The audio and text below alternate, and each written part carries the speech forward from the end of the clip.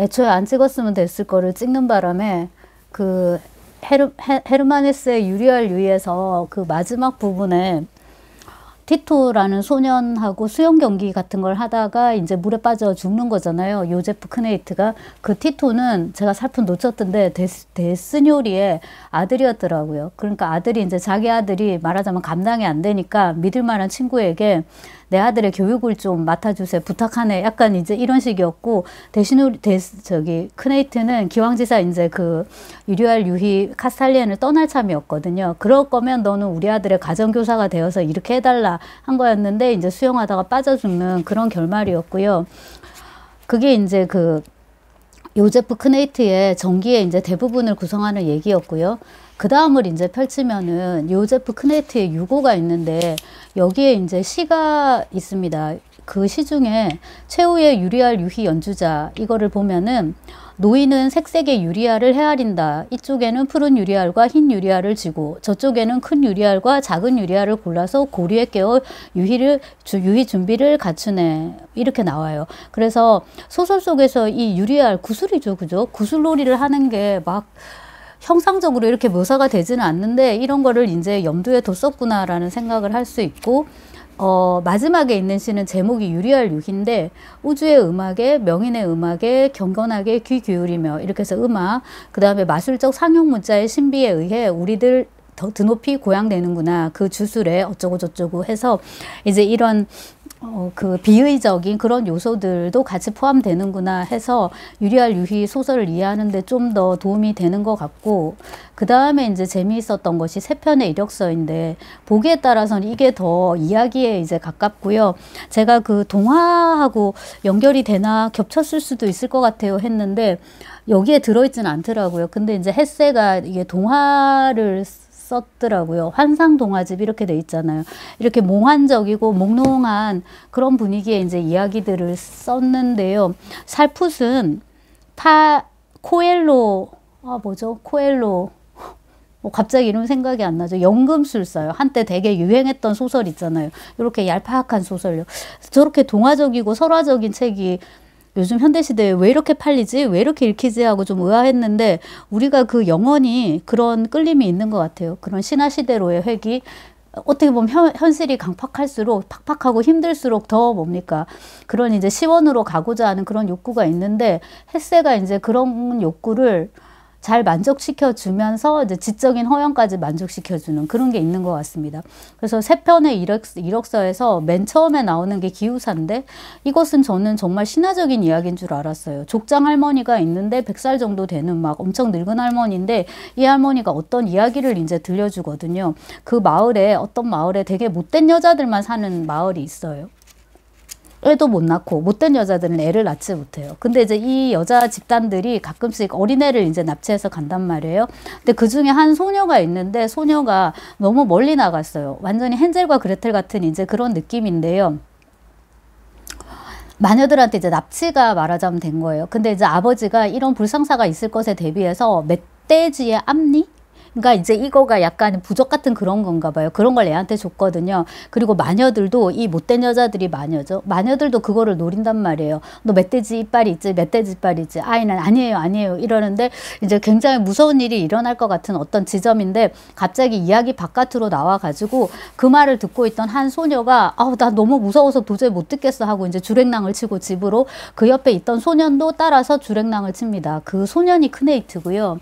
그 다음에 이제 그 도망을 친 무서워서 못 듣겠다고 얘기하면서 이제 갔던 그 여자아이의 이름은 집으로 달려간 여자아이의 이름은 아다예요. 아다의 아버지가 기우사입니다. 기우사는 비가 오게 해달라고 빌어주는 그런 일종의 주술사 같은 건데요. 이 이야기 속에서는 거의 족장, 뭐 황제, 뭐 아무튼 그 집단의 우두머리로 읽혀요. 뭔가 신비적인 능력이 있는. 자, 그래서 이제 기우사의 딸하고 이제 이 소년이 같이 이제 엮이게 되는 거죠. 근데 이 소년은 부모가 없는 고아니까 둘이 같이 이제 살다시피 이렇게 하고요. 이 딸은 제자가 될 수 없는 거잖아요. 지금 이 세계 속에서는. 딸은 뭐를 물려받을 수가 없는 거예요. 이 딸이 남편감을 데려오는 거죠. 사위. 그게 이제 요제프 크네이트인 거고요. 이 기우사 툴루가 요제프 크네이트를 이제 가르치죠. 그래서 그 유리알 유희에서 영재들을 뽑아가지고 유리알 유희의 명인들, 장인들이 그 기술을 전수해주고 영재가 자라가지고 다시 명인이 되고 또 이제 기술을 전수하고 이런 식의 이제 흐름이 여기도 그대로 나타납니다. 자, 그래서 이제 요제프 크네이트는 기후사로 이제 자라게 되고요. 아다랑 결혼합니다. 당연히 그런 스토리일 것 같고요. 그 다음에 이제 아다하고 크네이트 사이에 누가 태어납니까? 손주가 태어나는데요. 이것도 손녀가 나오면 안 되잖아요. 손자가 나와야 되잖아요. 아들을 낳게 되면은 내 영혼이 돌아와서 너희 자식에게 들어가 살 것이다. 그러니 내가 툴루라는 이름을 가졌듯이 그에게도 툴루라는 이름을 붙여주어라 해서 이제 할아버지가 아직 태어나지도 않은 손자에게 자기 이름을 물러주고 그 다음에 이제 그 아이도 이제 기후사의 운명으로 그렇게 이제 자라게 되는 것인데요. 거의 뭐 아들하고 며느리 혹은 딸하고 사위한테 상속하지 않고 바로 이제 손주들한테 상속하는 그런 이제 느낌이 드는데요. 그리고 이제 기후사 얘기를 쭉 하다가 맨 마지막에 있잖아요. 이게 이제 길어요. 이거 소설이라기보다도 이 이야기도 되게 긴데 맨 마지막에 이제 교체가 돼야 되는 어떤 상황이 된 거죠. 새로운 기후사 툴루, 그러니까 그 손자인데요. 얘가 이제 새로운 기후사가 돼야 되니까 기존에 있는 기후사, 이제 늙었겠죠? 요제프 크네이트는 어때요? 죽어야 되는 거예요. 그래서 노인이 도끼로 가지고 이제 죽이려고 하죠. 이번에는 재물도 기꺼이 눈을 감았다. 이 재물이 요제프 크네이트예요. 그리고 이제, 내리쳤고 도끼로 노인이 쓰러졌고 새 기후사인 툴루는 한마디도 할 수 없었다. 몸짓으로만 필요한 일을 지시했다. 얼마 후 장작더미가 마련되자 죽은 자를 그 위에 눕혔다. 신성한 두 가닥의 나무로 불구멍을 만드는 엄숙한 의식은 툴루가 집행한 첫 번째 일이었다. 그러니까 말이 기후사지 거의 제사장 같은 이제 그런 느낌을 주고 고대에는 뭐 제사장이 왕이었으니까요. 그런 식의 이제 분위기고 그 다음에 그 약간은 불교의 다비식 같은 거를 연상시키는 이제 그런 것입니다. 그 다음에 이제 두 번째는 고해사인데요. 요제푸스 파물루스라는 고해사가 있어요. 요제프라고도 어디서는 불리는데요.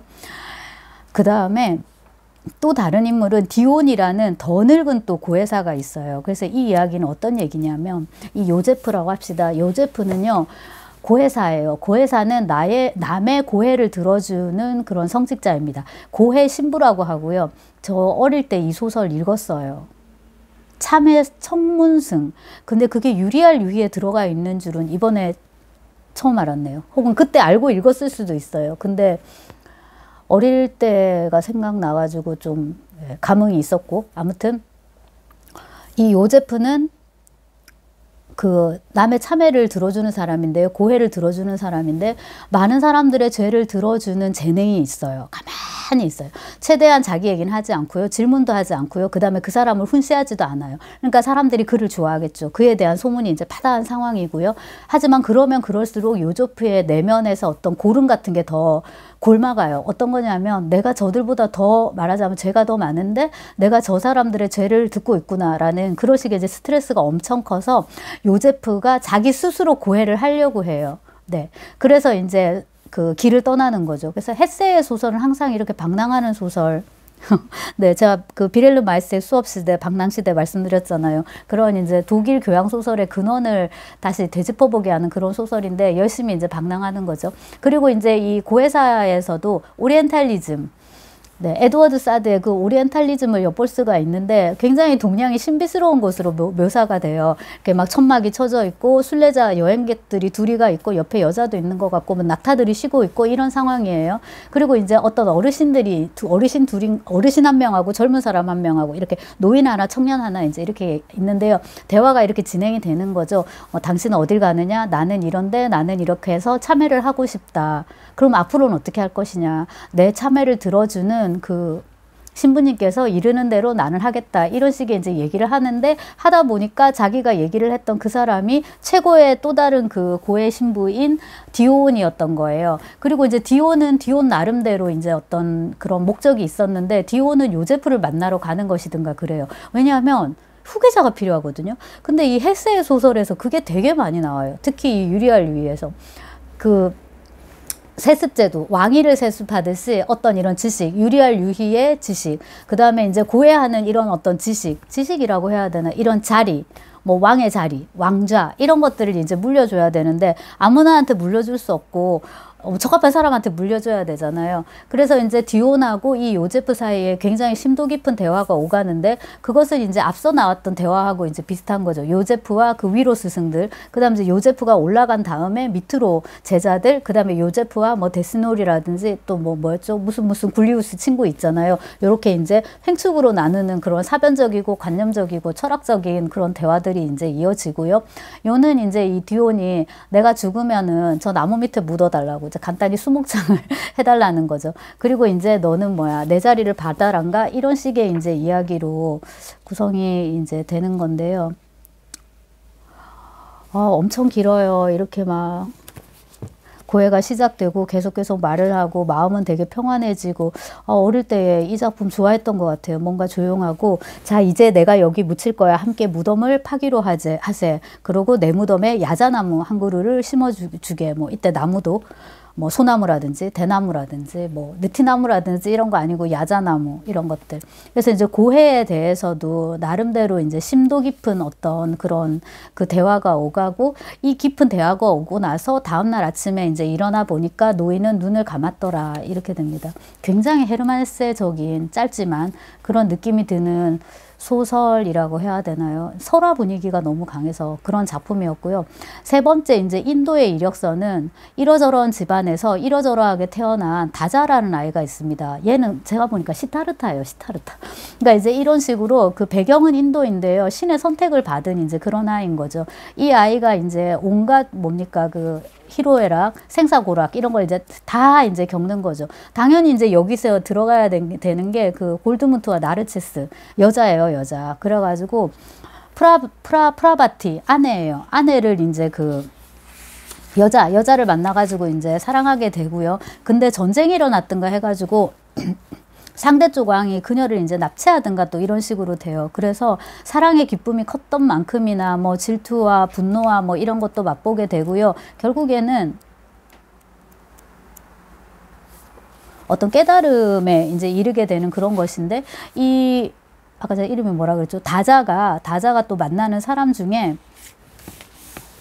요가 수행사, 요가 성직자, 요가 은둔자 그런 사람이 있거든요. 그래서 그 요가가 요즘은 이제 그 좀 보기 진짜 민망할 정도의 그런 운동복을 입고서 막 이렇게 하는 운동 막 그렇게 필라테스 막 이런 걸로 많이 알려져 있지만 원래 이게 인도에서는 자기 수행의 어떤 한 형식, 명상의 형식 이제 이런 거였잖아요. 그랬던 거 맞죠? 그죠? 신체 단련하고 이제 이런 것이었는데요. 그런 느낌이 드는 이제 그런 사람이고요. 여기 그 다자가 겪는 여러 고통 중에 여자가 있었으니까요. 아이도 낳게 돼요. 그 아이가 죽는 거를 또한 이제 경험하게 되고요. 한마디로 시타르타더라고요. 그런 식의 이제 구도소설의 느낌을 주는 것이었는데 이제 개인적으로는 그 고해사 어릴 때는 참회 천문승이라는 괴상한 제목으로 읽은 그 이야기가 제일 인상적이었고 그 다음에 헤세를 별로 좋아하지 않는다라고 생각을 했는데 좋아했던 것이야. 예, 좋아했던 것이고 그 다음에 중고등학교 때는 아마 이런 헤세의 뭔가 관념적이고 사변적이고 철학적이고 사색에 잠겨있는 이런 식의 세계가 되게 마음에 들었을 것 같고요.